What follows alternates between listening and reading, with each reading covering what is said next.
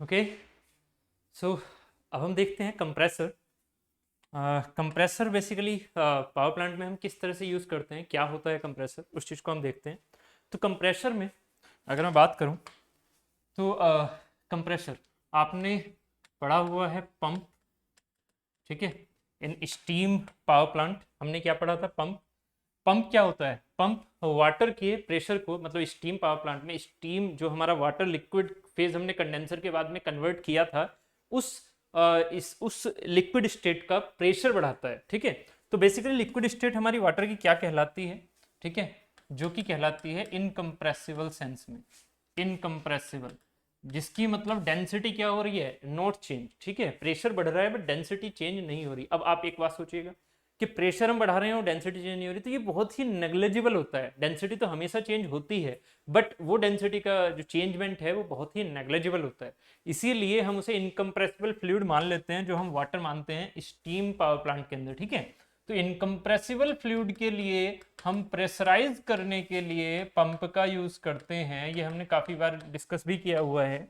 And for the compressor, compressor एक वो device है जिसकी हेल्प से हम कंप्रेसिबल फ्लूइड, और कंप्रेसिबल फ्लूइड आपने समझे हैं क्या होते हैं, जिनकी डेंसिटी कुछ सिग्निफिकेंट अमाउंट तक चेंज हो जाए जब हम उस पर प्रेशराइज करें उसे। तो डेंसिटी किसकी चेंज होती है, गैसेस की। आपने पढ़ा हुआ है ideal gas equation PV equal to M R T, ठीक है। तो यहाँ से हम अगर ऐसे देखें तो P equal to rho R T, मतलब अगर प्रेशर चेंज हो रहा है तो डेंसिटी भी चेंज हो सकती है, ठीक है। तो ये गैसेस के लिए होता है, इसलिए इसमें क्या हो जाएगा, इसको प्रेशराइज करना है कंप्रेसिबल फ्लूइड को, तो हम जनरली क्या लेके चलते हैं, गैसेस। इसमें होता है गैसेस और इसमें होता है लिक्विड, ठीक है। तो जो हमारा स्टीम पावर प्लांट है उसमें यूज हो रहा है पंप, क्यों, क्योंकि उसमें हम लिक्विड का यूज कर रहे हैं प्रेशराइज करने के लिए, ठीक है। मतलब प्रेशराइज हम लिक्विड फॉर्म को कर रहे हैं, जबकि कंप्रेसर यूज होगा हमारी जो गैस टर्बाइंस हैं, जो हमारी गैस टर्बाइंस हैं, सॉरी गैस पावर प्लांट हैं, सॉरी गैस पावर प्लांट हैं, गैस पावर प्लांट हैं हमारे, उसके अंदर गैस पावर प्लांट है हमारे, उसके अंदर कंप्रेसर यूज होगा, या फिर कंप्रेसर यूज कहाँ होगा, जो हमारी रेफ्रिजरेटिंग यूनिट है, ठीक है, जो हमारी रेफ्रिजरेटिंग यूनिट है, क्योंकि उसमें भी हम एक गैसियस फेज को ही, एक गैसियस फेज याद आ रहा है, गैसियस फेज हमारी कौन सी वाली थी भाई, हाँ गैसियस फेज थी हमारी जो हमारा वर्किंग फ्लूइड था ना, वर्किंग फ्लूइड याद है कुछ, लाइक R12 R22 R11 इस तरह से, जो R134A जो कि रिसेंटली चलता रहता है। तो गैसियस फेज का वर्किंग फ्लूइड किस फॉर्म में था, जो वर्किंग फ्लूइड था वो वेपराइज फॉर्म में था, मतलब अपनी जो ये हमने डोम बनाया हुआ था, ठीक है। और इसमें जो ये वाला पार्ट आ रहा था बेसिकली ये कंप्रेशन हुआ था टीएस डायग्राम में, और उसके बाद ये इस तरह से थ्रोटलिंग हुआ और फिर ये हमारा एवापोरेटर में जा रहा था। तो ये जो कहानी थी इसमें भी तो कंप्रेसर काम कर रहा था ना इस साइड, तो कंप्रेसर था भाई, कंप्रेसर पढ़ा हुआ है आरएसी में भी हमने, ठीक है। तो जो यहाँ हम कंप्रेसर पढ़ रहे हैं वो चाहे आरएसी का पकड़ लो, चाहे गैस पावर प्लांट के लिए कंप्रेसर पकड़ लो, दोनों बात एक ही है, तो उसमें कोई दिक्कत नहीं है, कंप्रेसर का वर्किंग एक ही है। अब जो कंप्रेसर है वो हमारे किस टाइप के होते हैं, क्या होते हैं, उसको हम समझते हैं। सबसे पहले हमने पंप और कंप्रेसर का डिफरेंस समझा, ठीक है। पंप और कंप्रेसर क्या है, दोनों का काम प्रेशर को इंक्रीज करना है। तो क्या हम कंप्रेसर में वाटर को भेज सकते हैं, क्या हम कंप्रेसर में वाटर को भेज सकते हैं, नहीं, प्रैक्टिकली बिल्कुल भी नहीं। थ्योरेटिकली आप सोच सकते हो बट ऐसा कुछ नहीं है, प्रैक्टिकली नहीं। क्यों, क्योंकि जो कंप्रेसर एंड पंप हैं वो डिजाइन में अलग अलग हैं, उनके ब्लेड प्रोफाइल अलग अलग होते हैं। पंप एंड कंप्रेसर प्रैक्टिकली एक नहीं हो सकते, क्योंकि क्वेश्चन समझना मेरा, मैं क्या कहना चाह रहा हूं, क्या मैं पंप को एज ए कंप्रेसर यूज कर सकता हूं, जैसे कहते हैं ना कि क्या डीजल इंजन को हम ऑटो साइकिल वाले इंजन में यूज कर सकते हैं, तो ऐसे वैसे क्वेश्चन हमने आईसी इंजन में देखे थे, ठीक है, कि कौन सी चीज कौन सी में यूज हो सकती है और कौन सी नहीं हो सकती है, नोकिंग इफेक्ट कहाँ आ जाता है, कौन सी चीज बर्निंग ही नहीं होगी, तो वो सारी चीजें हमने आईसी इंजन में पढ़ा हुआ है। अभी जो है पंप और कंप्रेसर हम क्या इंटरचेंज कर सकते हैं, इसमें लिक्विड भेज दें और इसमें गैस भेज दें, ऐसा नहीं है। क्यों, सीधा सीधा बता रहा हूं, लिख लीजिएगा इन चीजों को जो मैं बोल रहा हूं, ठीक है। क्यों, क्योंकि इसका जो ब्लेड प्रोफाइल होता है दोनों का वो होता है डिफरेंट, ब्लेड प्रोफाइल होता है दोनों का डिफरेंट, ठीक है। साथ ही जो मोटर कैपेसिटी होती है वो भी होती है डिफरेंट। तो अगर ये चीजें हम चेंज कर दें तो फिर हमारा कंप्रेसर एज ए पंप बन जाएगा, बट वो कम प्रेशर बचेगा ही नहीं, उसे हम पंप बोल देंगे। जब उसमें मोटर कैपेसिटी हमने पंप के अकॉर्डिंग लगा दी और उसका ब्लेड भी हमने पंप के अकॉर्डिंग चेंज कर दिया, तो फिर कंप्रेसर का कोई अस्तित्व नहीं बचता है, फिर वो सीधा सीधा पंप बन जाता है। या फिर पंप को अगर कंप्रेसर करना है तो उसके पंप के ब्लेड की डिजाइन चेंज कर दो और मोटर कैपेसिटी चेंज कर दो, तो वो क्या बन गया, वो तो फिर कंप्रेसर बन गया ना। तो उसके लिए ये थोड़ी बोलेंगे कि भाई पंप है तो पंप में हम लिक्विड सॉरी गैस यूज कर लेंगे, ऐसा नहीं होगा, ठीक है। तो ये दोनों चीजें एकदम डिफरेंट हैं, प्लीज ध्यान रखना। अब हम चलते हैं अपने सिलेबस के अकॉर्डिंग क्लासिफिकेशन ऑफ कंप्रेसर की तरफ, क्लासिफिकेशन ऑफ कंप्रेसर की तरफ, ठीक है। हम यहाँ पर दो क्लासिफिकेशन पढ़ेंगे मेजोरिटी के हिसाब से। कौन सी दो क्लासिफिकेशन है हमारी, रेसिप्रोकेटिंग एंड रोटरी कंप्रेसर, ठीक है। तो मैं इनको यहाँ पर लिख रहा हूँ, बाकी आप इसकी डेफिनेशन लिखिए, मैं आपको समझा दूंगा ये सारी चीजें, ठीक है। तो एक एक करके हम डेफिनेशन लिख लेते हैं। रेसिप्रोकेटिंग एंड रोटरी कंप्रेसर, तो पहले रेसिप्रोकेटिंग कंप्रेसर हेडिंग डालिए और मैं डेफिनेशन बोल रहा हूँ, प्लीज इसको नोट डाउन कर लीजिए। जो हमारा रेसिप्रोकेटिंग कंप्रेसर है उसी को हम दूसरे सेंस में बोल देते हैं पॉजिटिव डिस्प्लेसमेंट पंप। पॉजिटिव जो हमारे सिलेबस के हिसाब से है, एसएससी जेई के हिसाब से, मैं उसी हिसाब से लेके चल रहा हूँ, पॉजिटिव डिस्प्लेसमेंट पंप, ठीक है। एसएससी के हिसाब से लेके चल रहा हूँ पॉजिटिव डिस्प्लेसमेंट पंप। ये रोटरी जो हम रहता है उसे हम बोलते हैं रोटरी और डायनामिक कंप्रेसर, रोटरी और डायनामिक कंप्रेसर, ओके। तो पहले डेफिनेशन लिखिएगा रेसिप्रोकेटिंग और पॉजिटिव डिस्प्लेसमेंट पंप की। तो पॉजिटिव डिस्प्लेसमेंट पंप पे लिखिएगा in these compressor, in these compressor pressure of gas is increased by, in these compressors pressure of gas is increased by decreasing its volume in confined cylinder, decreasing its volume in confined cylinder. It means rise in pressure obtained by positively, rise in pressure is obtained by positively, rise in pressure is obtained by positively displacing fluid to a lower volume, positively displacing fluid to a lower volume, to a lower volume, to a lower volume, okay, to a lower volume. Example reciprocating compressor, मतलब positive displacement compressor को हम definition लिख रहे थे, उसके अंदर हम reciprocating compressor as a example समझ लेते हैं, या फिर मैंने रेसिप्रोकेटिंग कंप्रेसर को हमारे सिलेबस के अकॉर्डिंग यही है हमारे पास, तो हम इस चीज को रेसिप्रोकेटिंग और इसको रोटरी कंप्रेसर के सेंस में बोल रहे हैं, ठीक है। अब ये जो है रेसिप्रोकेटिंग कंप्रेसर, ये जो रोटरी कंप्रेसर उसमें हमारे कौन से आ जाते हैं, सेंट्रीफ्यूगल, इसके एग्जाम्पल सेंट्रीफ्यूगल कंप्रेसर एंड और एग्जाम्पल क्या है इसके, axial flow compressor. Axial flow compressor भी रोटरी कंप्रेसर है, रोटरी मतलब ऐसे घूमना, ठीक है। एक्सियल फ्लो कंप्रेसर भी रोटरी कंप्रेसर है, बट ये जो रेसिप्रोकेटिंग कंप्रेसर है ये हमारा पॉजिटिव डिस्प्लेसमेंट कंप्रेसर है, ठीक है। तो अब मैं इनको दोनों को थोड़ा सा एब्रिविएट करता हूं, जो कि जरूरी है हमारा फाइनल हमारे क्वेश्चंस को सॉल्व करने के लिए। तो पहले रेसिप्रोकेटिंग कंप्रेसर को थोड़ा सा डिजाइन करके बता देता हूं आपको इसमें क्या होता है। बाकी इसकी जो डिजाइनिंग है, मतलब जो इसके क्वेश्चंस हैं वो किस साइकिल के ऊपर वर्क करते हैं, वो साइकिल मैं अभी बताऊंगा। फिलहाल अभी सिर्फ इसका फिगर बना रहा हूँ, ध्यान से देखना। फिलहाल इसका भी सिर्फ फिगर बना रहा हूँ, कैसे बनेगा देखिएगा। पॉजिटिव डिस्प्लेसमेंट कंप्रेसर की बात कर रहा हूँ, थोड़ा ध्यान से सुनते रहिएगा। यहाँ पर इसका जो डायग्राम है वो हम कुछ एक सिंपल डायग्राम बनाएंगे, ठीक है। एक सिंपल डायग्राम की तरह लेके चलेंगे इसे, जिससे ज़्यादा आपको कन्फ्यूजन ना हो, ठीक है। लाइक कुछ इस तरह से,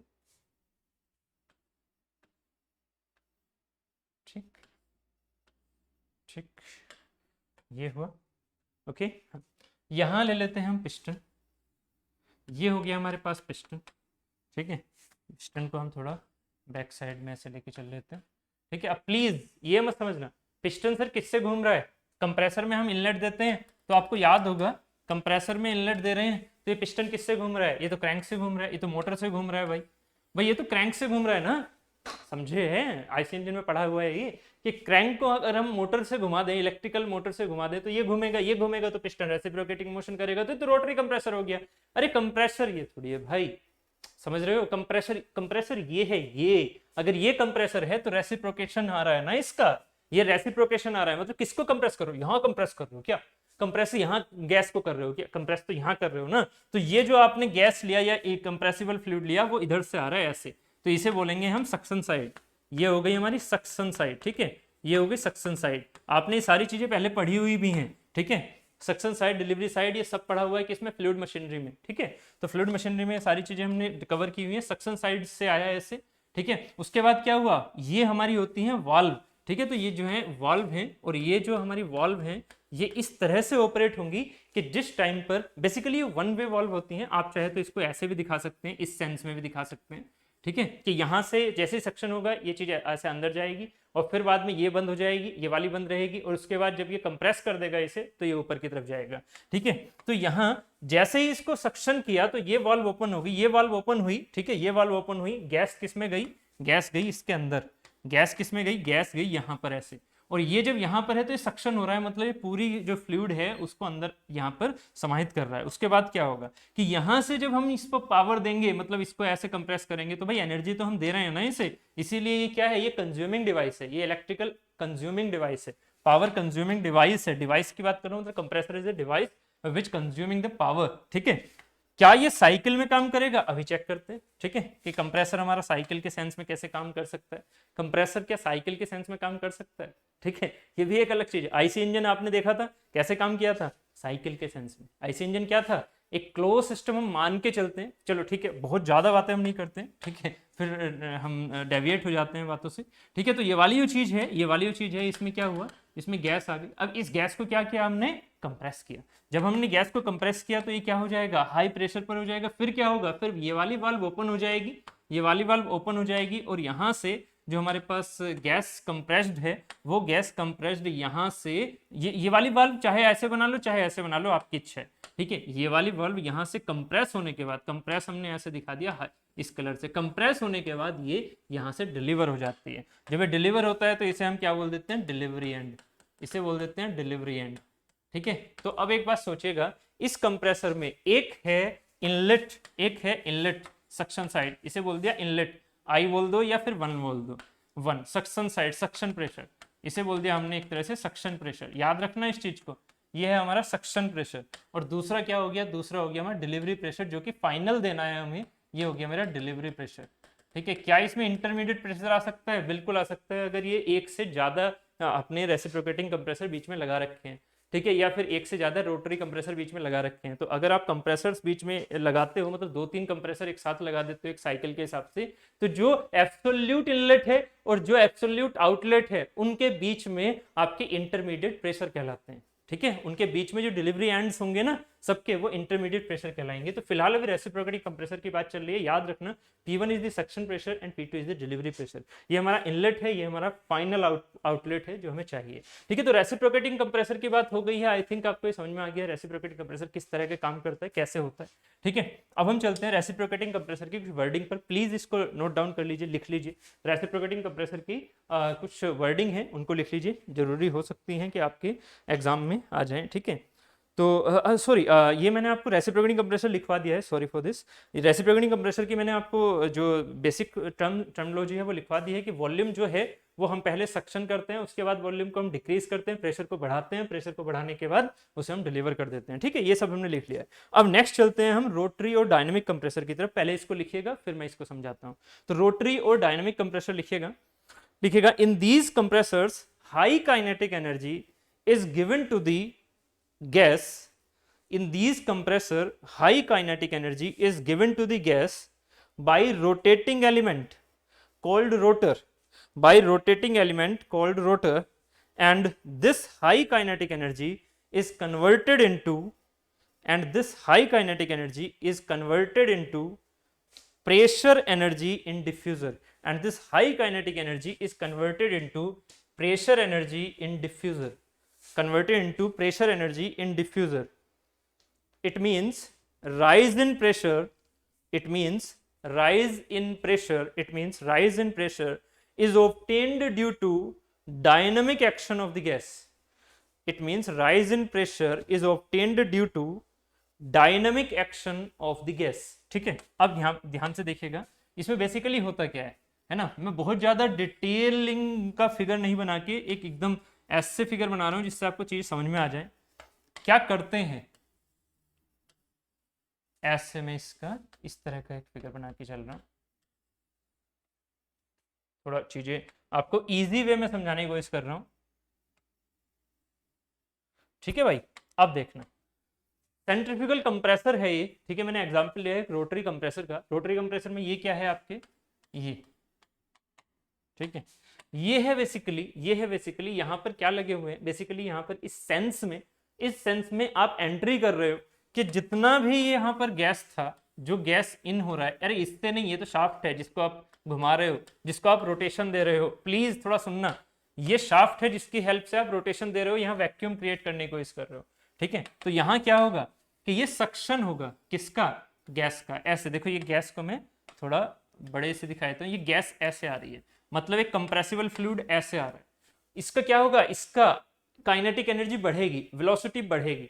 जब इसमें वेलोसिटी बढ़ेगी तो ये वेलोसिटी बढ़ने के बाद ये किधर से जाएगा, ये दोनों साइड का मतलब समझा, ये क्या है, ये बेसिकली ऐसे घूम रहा है, एक सर्कुलर सेंस है, जैसे कि फ्लूइड मशीनरी में आपने ये पढ़ा था, पंप पढ़ा था फ्लूइड मशीनरी में, उसी तरह का जो रोटरी पंप टाइप से हम पढ़ते हैं ना, फ्रांसिस टरबाइन का उल्टा, वैसा ही यहाँ पर हम ये कंप्रेसर देख रहे हैं। इसमें बस क्या है, इसमें लगा होता है, जैसे वहां पर भी याद होगा आपको, एक इम्पेलर लगा होता था, एक इम्पेलर लगा होता था ऐसे करके, ये हमारे पास एक इम्पेलर है, जितनी भी काइनेटिक एनर्जी है उसको किस में कन्वर्ट कर रहा है, जितनी भी काइनेटिक एनर्जी है उसको किस में कन्वर्ट कर रहा है, उसको प्रेशर एनर्जी में कन्वर्ट कर रहा है। क्यों भाई, मैं अगर इसे ऐसे देखूं ना तो ये चीजें ऐसे दिखेंगी, ठीक है। अगर यहाँ से इनलेट आ रहा है, ये कोई शाफ्ट है जो ये वाली दिखा रखी है, यहाँ से गैस आ रही है, तो ये देखो प्रेशर बढ़ेगा, क्योंकि एरिया बढ़ रहा है, तो जितनी भी काइनेटिक एनर्जी आप इसकी सक्शन करवा रहे हो ना, वो सारी की सारी काइनेटिक एनर्जी प्रेशर एनर्जी में कन्वर्ट होने की कोशिश करेगी इंपेलर में, और जो इंपेलर के बाद भी काइनेटिक एनर्जी बच जाएगी, वो कहां से कन्वर्ट होके कहां चली जाएगी, वो कन्वर्ट हो जाएगी डिफ्यूजर में। जो स्क्रोल केसिंग याद आ रही है ना, कि यहां पर ये कहलाता है डिफ्यूजर, ये होता है डिफ्यूजर। तो जितना भी काइनेटिक एनर्जी हमारा यहां से बच गया था, वो भी प्रेशर एनर्जी में कन्वर्ट हो जाएगा with the help of the diffuser. तो इसमें अगर हम देखें तो ऐसे काम चल सकता है आपको समझने के लिए। सबसे पहले क्या लगा हुआ है, सबसे पहले सक्शन साइड है, प्लीज समझना, सक्शन साइड के बाद में इंपेलर लगा हुआ है, और इंपेलर के बाद डिफ्यूजर लगा हुआ है in the construction, I think so, मैंने कंस्ट्रक्शन को बहुत ही इजी वे में आपको, जो हमने पंप समझा था, ठीक है, सेंट्रीफ्यूगल पंप जो हमने समझा था फ्लूइड मशीनरी में, उसी के सेंस में मैंने ये वाली चीजें आपको समझा दी हैं, ठीक है। बहुत ही सिंपल व्यू आपको बताया है। इंपेलर बेसिकली कहाँ दिखेगा, अगर ऐसे बीच में से काट दिया ऐसे करके, तो ऐसे काट रहा हूं तो इंपेलर कहाँ दिखेगा, यहाँ पर, ये क्या होगा इंपेलर, और इंपेलर के आगे फिर ये वाला पार्ट क्या आ जाएगा, ये वाला पार्ट आ जाएगा डिफ्यूजर, ये वाला पार्ट आ जाएगा डिफ्यूजर, यस सुनो, ठीक है, ये वाला पार्ट आ जाएगा डिफ्यूजर। तो इस तरह से हमारे पास ये ऐसे घूमता हुआ चल रहा है, फिर यहाँ से आउटकम निकल जाएगा, ठीक है, ऐसे घूम के यहाँ से आउटकम निकल जाएगा, ठीक है। ये बहुत ही डिटेलिंग मैंने फ्लूइड मशीनरी में आपको बता रखी है, आई थिंक सो आपको याद भी होगा, ठीक है। तो अब चलते हैं, ये वाली चीज हो गई, ये हमारे पास रोटरी कंप्रेसर हो गया, और वो हमारे पास रेसिप्रोकेटिंग कंप्रेसर हो गया। क्लियर है, उम्मीद है ये चीज समझ में आ गई है। नेक्स्ट पार्ट की तरफ चलते हैं। अब हम चलते हैं सेकंड क्लासिफिकेशन, जिस सेंस में क्वेश्चंस आपके पास आ सकते हैं। तो सेकंड क्लासिफिकेशन है based on pressure development,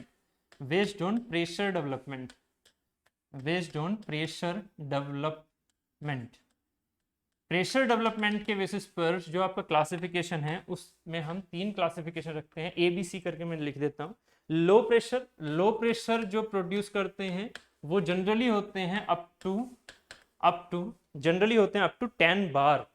to 10 बार, आपको याद होगा बॉयलर समझाया था मैंने, तो बॉयलर कहाँ से होते हैं, हाई प्रेशर और लो प्रेशर 80 बार से। 80 बार से नीचे जो प्रोड्यूस करते हैं वो लो प्रेशर होते हैं, 80 बार से ऊपर जो करते हैं वो हाई प्रेशर होते हैं। बट यह है कंप्रेसर क्या है, लो प्रेशर अप टू 10 बार, ठीक है। मीडियम प्रेशर कंप्रेसर क्या कहलाते हैं, 10 से 80 बार, जबकि हाई प्रेशर कंप्रेसर क्या कहलाते हैं, हाई प्रेशर कंप्रेसर ये कहलाते हैं अबव 80 बार, ठीक है, अबव 80 बार ये कहलाते हैं अबव 80 बार। एक हो गई ये क्लासिफिकेशन। चलो भाई फिर थर्ड क्लासिफिकेशन की तरफ चलो। फर्स्ट हो गया आपके एक्शन के बेसिस पर, एक्शन क्यों, या तो पॉजिटिव डिस्प्लेसमेंट या रोटरी। दूसरा हो गया on the basis of the pressure development, कौन कितना प्रेशर डेवलपमेंट कर रहा है। तीसरा हो गया on the basis of based on pressure ratio, based on pressure ratio, based on pressure ratio, based on pressure ratio. Pressure ratio हमारे पास क्या हो जाएगा, लाइक हम इसे प्रेशर रेशियो को पी आर बोल देते हैं या आर पी, जो भी आप बोलना चाहो। प्रेशर रेशियो हमारे पास क्या होता है, जो डिलीवरी का प्रेशर है, ठीक है, और जो सक्शन का प्रेशर है P two by P one. तो ये P two by P one की वैल्यू कितनी कितनी होती है, तो ध्यान से रखना।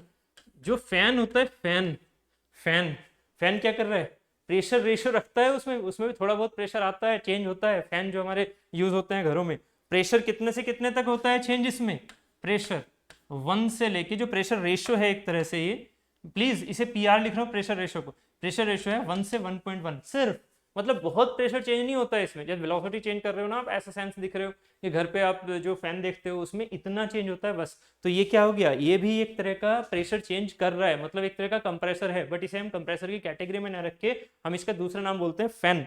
दूसरा क्या हुआ, दूसरा है ब्लोअर, जो कि थोड़ा सा इससे फैन से अलग मतलब मॉडिफिकेशन का होता है। ब्लोअर, ब्लोअर है ना, इसका कंस्ट्रक्शन थोड़ा अलग होता है। इसका जो रेंज आता है वो आता है 1.1 से 2.3, मतलब इससे ज्यादा प्रेशराइज्ड करता है गैसेस को, ठीक है, 1.1 से 2.3। बट जो कंप्रेसर होते हैं, जिनको हम कंप्रेसर बोलते हैं, जो हम कंप्रेसर जिसमें इंपेलर डिफ्यूजर सब लगाते हैं हम, तो उसमें हम प्रेशर की रेंज 2.3 से बड़ी मानते हैं। सॉरी, प्रेशर रेशियो की रेंज, प्लीज गलती मत करना, this is the pressure ratio, ठीक है, पता लगा आप इसे प्रेशर ही मान लें, this is the pressure ratio, this is the pressure ratio.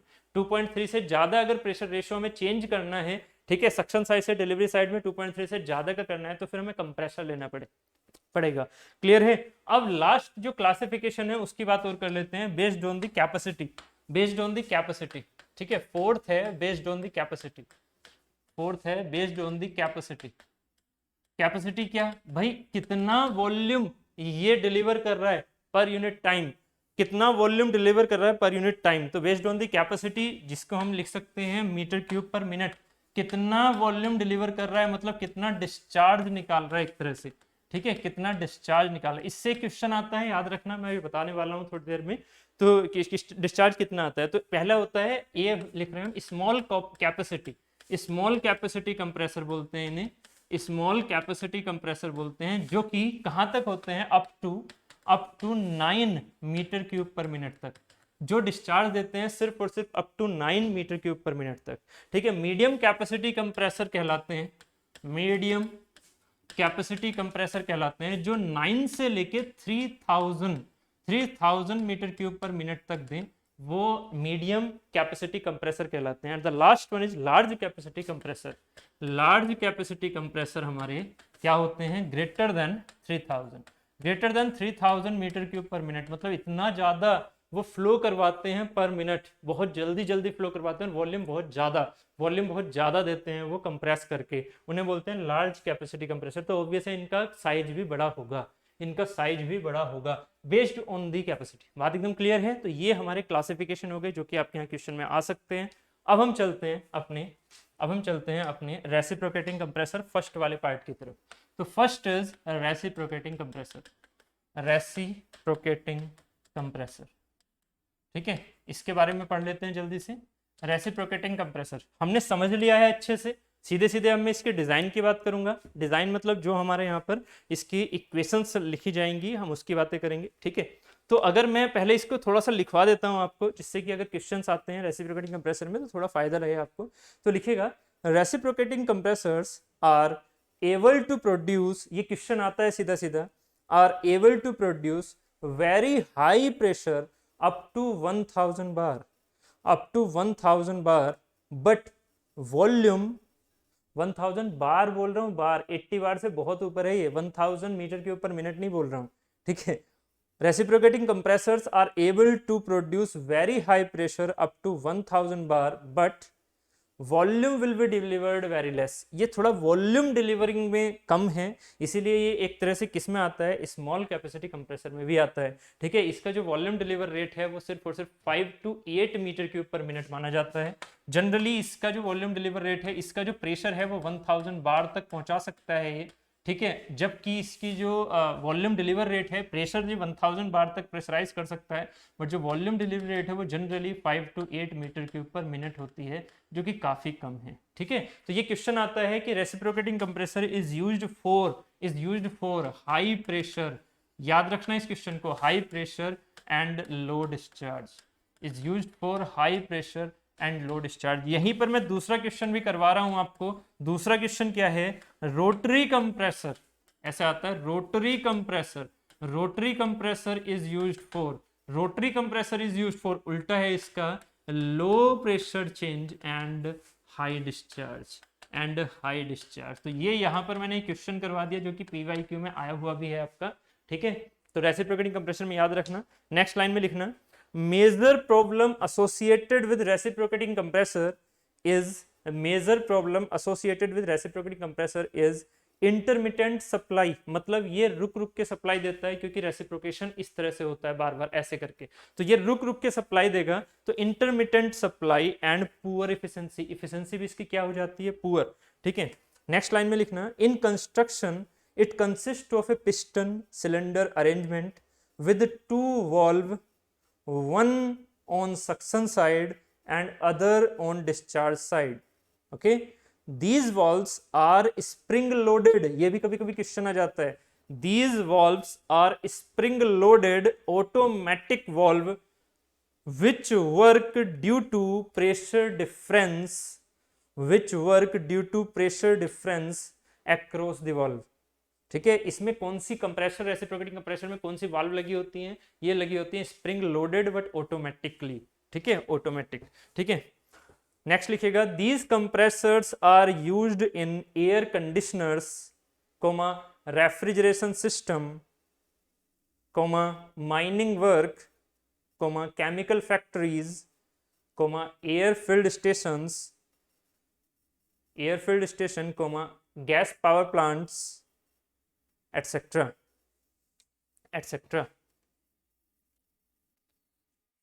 etc। Okay, this is clear. चलो अब चलते हैं, अब जो आपको सीधे सीधे आपको याद रखनी है चीजें, वो मैं आपको ग्राफ के हिसाब से बता देता हूं। वर्क इनपुट इन दी reciprocating compressor, reciprocating compressor without reciprocating compressor without clearance volume, without clearance volume, मतलब ये एक थ्योरेटिकल है, याद रखना है थ्योरेटिकल है, इसमें क्लियरेंस वॉल्यूम बिल्कुल भी नहीं है। अब क्लियरेंस वॉल्यूम में फिर से नहीं समझाने वाला, ये सब आईसी इंजन में बातें हो गई हैं, थ्योरेटिकल कॉन्सेप्ट है ये। ठीक है, थ्योरेटिकल कॉन्सेप्ट, इसमें कैसा ग्राफ बन जाएगा थोड़ा देखना ध्यान से। अगर मैं ये डायग्राम बनाता हूं, किस किस में, P एंड V में, तो आपने अभी जो कंप्रेसर समझा था रेसिप्रोकेटिंग कंप्रेसर, वो कुछ इस तरह का था, अभी बनाया था आपने रेसिप्रोकेटिंग कंप्रेसर, वो कुछ इस तरह का था। ठीक है, ये इन हो रहा है, ये आउट हो रहा है, यहाँ वाल्व मान लो, यहाँ वाल्व मान लो। ठीक है, तो ये तब होगा आउट जब ये बंद होगा, जब ये बंद हो जाएगा तो ये कंप्रेस होने के बाद आउट हो जाएगा। भाई आईसी इंजन हमने पढ़ा हुआ है, तो बहुत डिटेलिंग में इस चीज को नहीं समझा रहा हूँ कि ऐसे ऐसे ऐसे, ये सब कुछ पता है आपको। ठीक है, चल अब यहाँ पर देखना, ये जो चीज है जब ये ऐसे सक्शन कर रहा है तो सक्शन ग्राफ कैसा जाएगा, वॉल्यूम बढ़ेगा, सक्शन ग्राफ कैसा जाएगा, वॉल्यूम बढ़ेगा, तो वॉल्यूम बढ़ेगा तो हम यहाँ से इस चीज को कांस्टेंट प्रेशर पर मानते हैं। अगर यहाँ पर देखो ऑब्वियस है कि प्रेशर यहाँ पर थोड़ा सा रिड्यूस होगा, that will be the actual reciprocating compressor graph, actual वाला, एक्चुअल की बात नहीं कर रहा, अभी थ्योरेटिकल बात कर रहा हूँ। थ्योरेटिकल में कैसा रहेगा, प्रेशर कांस्टेंट पर सक्शन हो गया, तो ये हो गया सक्शन प्रेशर कांस्टेंट पर, कहां तक पहुंच गए, ये यहां तक पहुंच गए, है ना, मैक्सिमम वॉल्यूम तक। उसके बाद क्या हुआ, उसके बाद इसको हमें कंप्रेस किया, तो कंप्रेस ऐसे नहीं होता कि कंप्रेस करने के लिए यहां तक पहुंच गए, ना, कंप्रेशन तो यहां स्टार्टिंग में ऐसे हो जाता है, कंप्रेशन तो शुरू में ही हो गया, कंप्रेशन शुरू में हो गया। ठीक है, कंप्रेशन ये हो गया, तो ये है मेरा कंप्रेशन, ऐसे करके, ये सॉरी मैं थोड़ा ऊपर ले गया इससे ज्यादा, इसको एक सेकंड रुकना, ये है कंप्रेशन साइड, तो ये हो गया कंप्रेशन। कैसा हुआ कंप्रेशन पहले कैसा हुआ, पहले हुआ आइसेंट्रोपिक कंप्रेशन, जो कि हमने यहाँ पर कर रहे हैं, that is the isentropic compression. Compression. उसके बाद कंप्रेस करते ही हमारी ये वाल्व ओपन, और वाल्व जैसे ही ओपन तो क्या हुआ, ये हो गया डिस्चार्ज। अब ये कैसा हो रहा है डिस्चार्ज, डिस्चार्ज हो रहा है कांस्टेंट प्रेशर पर।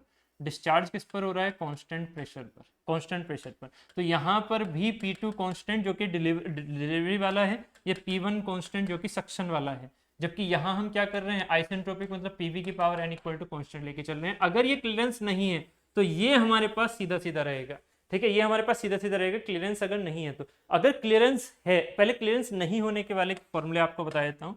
वर्क इनपुट जो इसमें आएगा, वर्क इनपुट जो इसमें आएगा, मैं सीधा सीधा आपको बता रहा हूँ, वर्क इनपुट जो इसमें आएगा that will be n upon, that will be n upon n minus one, that will be n upon n minus one P1 V1, P1 V1 bracket, P1 V1 bracket P2 y P1, P2 y P1 to the power, P2 y P1 to the power n minus 1 by n, n minus 1 by n minus 1. This will be the formula for the W input in without compressor, without clearance volume, without clearance volume ये formula निकल के आता है W input का, ठीक है, W input का। बात एकदम क्लियर, ठीक है। अब अगर मैं इसको विद क्लियरेंस वॉल्यूम लेके चलता हूं, अगर मैं इसको विद क्लियरेंस वॉल्यूम लेके चलता हूं तब फॉर्मूला निकल के आता है, तब फॉर्मूला निकल के आता है इसका। अगर विद क्लियरेंस वॉल्यूम लेके चलूं तो क्या होगा, पहले इसको कंडीशन को समझते हैं। अच्छा V1 कहाँ है, V1 ये है, P1 तो ये चल रहा है, ये है हमारे पास बेसिकली V2, बट इसकी जरूरत है नहीं यहाँ पर क्योंकि सीधा सीधा V1 यूज होगा, ठीक है। ये है हमारे पास V3 और ये है हमारे पास V4 जो कि है बराबर बराबर यहाँ पर, है ना, क्योंकि तो जीरो ही एक तरह से हम मान के चल रहे हैं फिलहाल, ठीक है। बट विद क्लियरेंस वॉल्यूम, अब मैं ये दो फिगर, चलो फिर इसको हम ऐसे लिख लेता हूँ, एक सेकेंड। ये था विदाउट क्लियरेंस वॉल्यूम का फॉर्मूला, ठीक है। अब मैं एक विद क्लियरेंस वॉल्यूम का फॉर्मूला और बता देता हूँ आपको, और इसका एक छोटा सा ग्राफ बना देता हूँ। ये है विदाउट की जगह विद क्लियरेंस वॉल्यूम, ठीक है, ये है विद क्लियरेंस वॉल्यूम, सॉरी, ये है विद क्लियरेंस वॉल्यूम, ओके। तो भाई विद क्लियरेंस वॉल्यूम में क्या होगा, ध्यान से देखना, वही पुराना वाला फिगर, ठीक है। बस अब यहाँ क्या हो जाएगा, यहाँ क्या हो जाएगा, अगर मैं यहाँ से लेके चला विद क्लियरेंस वॉल्यूम मतलब यहाँ से सक्शन हो रहा है, भाई क्लियरेंस तो है ना कुछ ना कुछ, तो यहाँ से, तो this will be the V1, मैं 1 पॉइंट यहाँ पर मान रहा हूँ, ठीक है, जहाँ कंप्रेसर इन करे, मतलब कंप्रेसर अपना वर्क करना शुरू करेगा, वहां से 1 मान रहा हूँ, तो ये V1 हो गया, ये आइसेंट्रोपिक कंप्रेशन हो गया PV to the power n equal to constant, ये हो गया V2। यहाँ से ये कंप्रेशन, ऑब्वियस है कि कंप्रेशन होगा तो क्लियरेंस वॉल्यूम के हिसाब से कुछ ना कुछ तो पार्ट बचेगा ना यहाँ पर, सॉरी, कुछ ना कुछ तो पार्ट बचेगा। तो क्लियरेंस वॉल्यूम हमारा कौन सा है, क्लियरेंस वॉल्यूम हमारा ये वाला है, ये है हमारा क्लियरेंस, इसे बोल दिया मैंने V3 और ये हो गया V4। तो यहाँ पर क्या होगा, ये वाला पार्ट, ये होगा एक्सपेंशन, ये होगा एक्सपेंशन, जो बचा है उसका पहले क्या होगा, एक्सपेंशन, जो बचा है, जो मतलब उस क्लियरेंस वॉल्यूम में जो भाई डिलीवरी हुआ। थ्योरेटिकल कैसा था, थ्योरेटिकल ऐसा था कि जितना भी आपके पास गैस था वो सारे का सारा बाहर निकल गया था, थ्योरेटिकल जो आपने ये बनाया था अभी, थ्योरेटिकल जितना का जितना गैस था वो सब बाहर निकल गया, नया गैस अंदर आया, ठीक है, ऐसे सोचा हुआ है। बट यहाँ पर क्या है, यहाँ पर भाई क्योंकि क्लियरेंस है तो क्लियरेंस में कुछ ना कुछ तो गैस इंटरप्ट रहेगा, तो कुछ गैस जो है वो तो बाहर निकल गया, जो हमें प्रेशर से डिलीवर करना है डिलीवर कर दिया, बट जो अंदर बचा हुआ है क्योंकि सक्शन हो रहा है तो उसका क्या होगा, एक्सपेंशन। तो ये क्या है, एक्सपेंशन, क्योंकि वर्किंग फ्लूइड जो हमने उसके अंदर माना हुआ है उसी की तो बात कर रहे हैं यहाँ पर, तो ये क्या है, ये एक्सपेंशन। तो इसका जो एक ग्राफ बन के आया, इसको आप पावर प्लांट की साइकिल मत बोल देना कि this is the compressor, this is the boiler, इस तरह से ऐसे कुछ मत कर देना, ठीक है। ये कंप्रेसर के अंदर की ही वर्किंग है, ये वर्किंग किसके अंदर की है, कंप्रेसर के अंदर की। प्लीज इस वर्किंग फ्लूइड के सेंस में कंप्रेसर में खुद में एक साइकिल कंप्लीट हो जाती है, ठीक है, जैसे आईसी इंजन में खुद में एक साइकिल कंप्लीट होती है, ऐसे ही कंप्रेसर में खुद में एक साइकिल कंप्लीट हो जाती है। प्लीज इस चीज को ध्यान रखना। नेक्स्ट हमारा पार्ट क्या है, V1 से V2, V3 से V4। तो यहाँ पर जो Win की वैल्यू आती है वो सीधा सीधा मैं फॉर्मूला आपको बता देता हूँ, that will be n upon n-1 P1। बस यहाँ पर कुछ नहीं है चेंज, पुराने वाले के हिसाब से n-1 P1, यहाँ था V1, बस यहाँ V1 माइनस V4 यूज करना है। ये V1 है, ये V4 है। V1 पहले जब थ्योरेटिकल माना था तो 0 से लेके V1 था, बट V4 तक का तो कोई फायदा नहीं लगा ना हमें, तो यहाँ पर हमने क्या किया, V1 माइनस V4 घटा दिया, बस बाकी सारा सेम है। V1 minus V4 into P to the power, into bracket में P to the power P1 की power n-1 by n-1, formula same है, कोई दिक्कत नहीं है। अब एक आ जाता है ऐसे क्लियरेंस वॉल्यूम के साथ में, जब ये कंडीशंस हम मान के चलते हैं तो एक आता है वॉल्यूमेट्रिक इफिशिएंसी का फॉर्मूला, किसका? Volumetric efficiency, volumetric efficiency. ये जनरली क्वेश्चन आईईएस में आते हैं ज़्यादातर, बट अगर गलती से हमारा इसमें ईएस हमारे एसएससी जेई में भी आ गया तो हम आराम से इस चीज़ को कर सकते हैं। तो इस फॉर्मूले को प्लीज़ याद रखना। ये फॉर्मूला हो जाता है 1 + c minus C P2y P1 to the power N 1yn। और ये मैंने आपको रेफ्रिजरेशन में समझाया हुआ है, P2y P1 to the power 1yn। ये मैंने आपको रेफ्रिजरेशन में समझाया हुआ है अच्छे से, ठीक है। जहां पर C क्या है हमारा? क्लियरेंस रेशियो, ठीक है। जहां पर C हमारा क्या है? Clearance ratio. तो ये सारी चीजें मैंने आपको की हुई हैं आईसी इंजन में भी। कंप्रेसर जब जिस टाइम पर समझाया था तो उसके बारे में बताया हुआ था, वॉल्यूमेट्रिक एफिशिएंसी पर प्रेशर के इफेक्ट से क्या फर्क पड़ता है, ठीक है। ये वाला पार्ट कंप्लीट, ये वाला पार्ट कंप्लीट हो गया है। इस साइकिल के बेसिस पर ये चीजें कंप्लीट हो गई हैं, ठीक है। अब जो हमारा एक क्वेश्चन आ जाता है वो ये आता है, ध्यान से सुनना इस क्वेश्चन को, इस क्वेश्चन को बहुत ही ध्यान से सुनना मैं क्या कह रहा हूं। देखो, मैं सिर्फ और सिर्फ कंप्रेसर वाली साइड लेके चला तो मैंने क्या किया, मैंने थ्योरेटिकल माना। थ्योरेटिकल मतलब विदाउट क्लियरेंस, है ना। यहां से कंप्रेस हुआ ऐसे, बहुत ही इंटरेस्टिंग क्वेश्चन आ सकता है यहां से, थोड़ा ध्यान देना। ये है सिर्फ और सिर्फ कंप्रेशन वाला सेंस। भाई कंप्रेसर के अंदर कंप्रेशन वाला सेंस तो यही बनेगा ना, ये है कंप्रेशन। उसके बाद यहां से अगर ये थ्योरेटिकल है तो सक्शन हुआ, डिलीवरी हो गया, बस वापस कुछ आया ही नहीं, है ना, कुछ बचा ही नहीं इसमें गैस, ठीक। अब ध्यान देना, ये होता है आइसेंट्रोपिक। क्या होता है ये? आइसेंट्रोपिक। प्लीज मैं लिखवा भी दूंगा ये लाइन अभी, ये आइसेंट्रोपिक। अगर मैं आइसोथर्मल कंप्रेशन करूं, अगर मैं आइसोथर्मल कंप्रेशन करूं, आपने थर्मोडायनेमिक्स में पढ़ा हुआ है कि अगर एक पॉइंट से कंप्रेस कर रहे हो और अगर आइसेंट्रोपिक है और आइसोथर्मल है तो आइसोथर्मल कहां जाएगा? ऐसे, उसका स्लोप कम होगा। आइसोथर्मल का स्लोप, सॉरी आइसेंट्रोपिक का स्लोप गामा टाइम्स होता है आइसोथर्मल के स्लोप से, ये थर्मोडायनेमिक्स में पढ़ा हुआ है। कंप्रेशन कर रहे हैं तो ये ग्राफ बना सकते हैं हम आइसोथर्मल कंप्रेशन का, यस और नो? आइसोथर्मल कंप्रेशन का अभी लिखवा दूंगा इस चीज को अच्छे से। अब बताना, अगर मैं सिर्फ कंप्रेशन की बात करूं, ध्यान से सुनना मेरी बात, अगर सिर्फ और सिर्फ कंप्रेशन, पूरे कंप्रेसर की बात नहीं कर रहा मैं, कंप्रेशन की बात कर रहा हूं। अगर कंप्रेशन की बात करूं तो किसमें वर्क डन ज्यादा इन देना पड़ रहा है, किसमें इनपुट ज्यादा है वर्क का? ध्यान से देखना, किसमें इनपुट ज्यादा है? तो ऑब्वियस है, आपको दिख रहा होगा इसमें, आइसोथर्मल वाले में इनपुट ज्यादा है। गलती मत करो, ध्यान से सुनो मैं क्या कह रहा हूं। सिर्फ कंप्रेशन स्टेज को दिखा रहा हूं, मतलब 1 से 2, सिर्फ कंप्रेशन स्टेज या 1 से 2 डेज। अगर आइसेंट्रोपिक कंप्रेशन करता हूं तो वर्क ये आएगा जो मुझे देना पड़ेगा, जो मुझे इनपुट करना पड़ेगा, इतना क्लियर है। अगर मैं आइसोथर्मल कंप्रेस करता हूं तो वर्क मुझे इतना देना पड़ेगा। कौन सा वाला बड़ा है? आपको दिख रहा होगा, in only in compression process, compression process, नहीं समझे? कंप्रेशन प्रोसेस की बात करूं, पूरे कंप्रेसर की बात नहीं, कंप्रेशन प्रोसेस। क्या हो रहा है? वर्क इनपुट फॉर आइसोथर्मल क्या करना पड़ रहा है? वर्क इनपुट फॉर आइसोथर्मल क्या करना पड़ रहा है? ज्यादा कर देना पड़ रहा है। वर्क इनपुट फॉर एट ये आइसेंट्रोपिक, यस और नो? आइसेंट्रोपिक। उम्मीद है यहां तक ये क्लियर है। बट अब ध्यान से देखना, बट पूरे कंप्रेसर में डिस्चार्ज करना है, सक्शन करना है, डिस्चार्ज करना है, उसके बाद ये वाला पार्ट आएगा। अब इसमें देखना, अगर मैं इसका अलग से फिगर बनाया तो इतना हो गया, अब ये लाइन लिखवा दूंगा अच्छे से, इतना हो गया, कंपेयर करके लिखवाऊंगा दूसरे वाले स्टेज से। दूसरे वाले स्टेज में क्या बोल रहा हूं, ध्यान से देखना, ये फिर से वही क्लियरेंस वॉल्यूम 0 लेके यहां से ये हो गया आइसेंट्रोपिक वाला। अब मैं लेके चल रहा हूं पूरा, ध्यान से देखना, अब मैं लेके चल रहा हूं पूरे कंप्रेसर में कितना वर्क इन दिया। ये है पूरे कंप्रेसर में कितना, ये फॉर होल प्रोसेस, इस पूरे प्रोसेस के लिए, कंप्रेशन के पूरे प्रोसेस के लिए जो वर्क इन दिया हमने, वो होगा इसका एरिया, यस और नो? वो होगा इसका एरिया। यहां तो 0 है तो 0 को हमने आइडियली ऐसे मान लिया, ठीक है, यहां तो गैस है ही नहीं ना, ठीक है। अब देखना, इसमें ये एरिया है, बट अगर आइसोथर्मल कंप्रेशन करूं, ये स्टेज सिंपल आइसोथर्मल कंप्रेशन की रखूं, तो अब देखना एरिया कितना है। ये आइसोथर्मल वाला ग्राफ रहेगा कंप्रेशन का, जबकि ये है आइसेंट्रोपिक वाला ग्राफ कंप्रेशन का, ठीक है, कंप्रेशन का। तो अब बताना, जो येलो वाला एरिया है वो क्या हो गया? वो हो गया छोटा, ये हो गया छोटा। तो इसका मतलब W in for whole process, ये गलती मत करना, for whole process W in isentropic अगर हम करके उसे लेके जा रहे हैं तो वो होगा बड़ा W in for isothermal.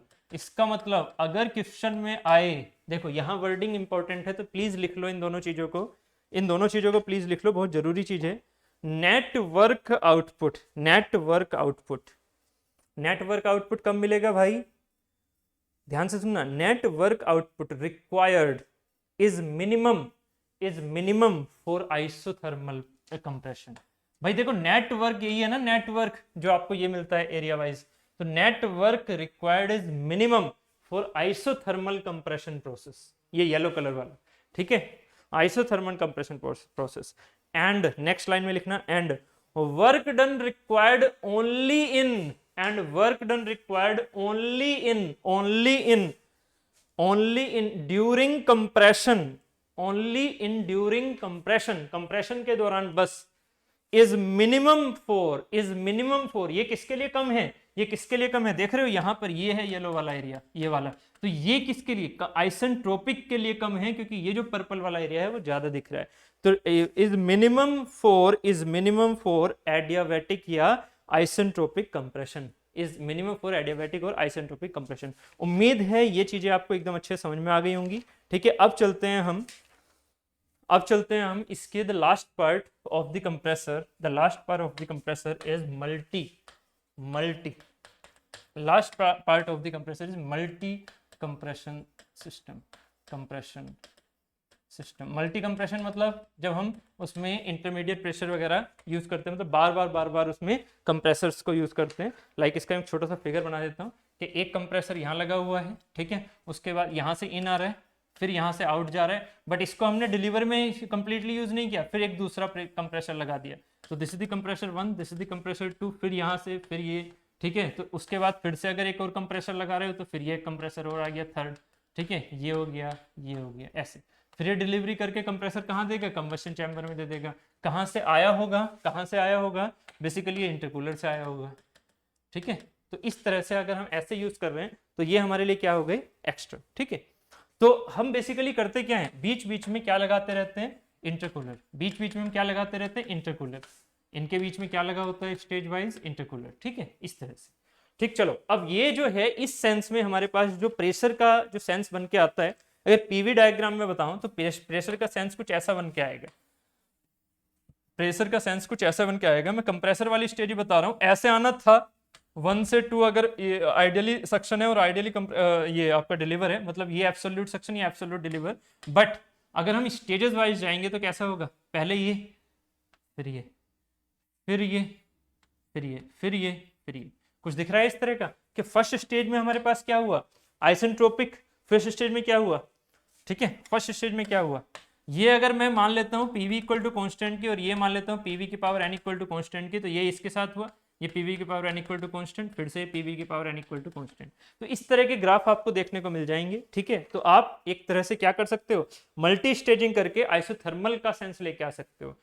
Adiabatic की हेल्प से अगर मल्टी स्टेजिंग करोगे तो आइसोथर्मल का सेंस आता जाता है, जो कि हमारा मिनिमम वर्क इनपुट देगा। तो मल्टी स्टेजिंग का फायदा होता है, मल्टी स्टेजिंग का क्या होता है, फायदा होता है। बात एकदम क्लियर है, ठीक है। चलिए, तो यहां से एक फॉर्मूला हम निकाल के लेके आते हैं, अगर फॉर द मिनिमम वर्क, यहां से हम एक फॉर्मूला निकाल के आते हैं फॉर मिनिमम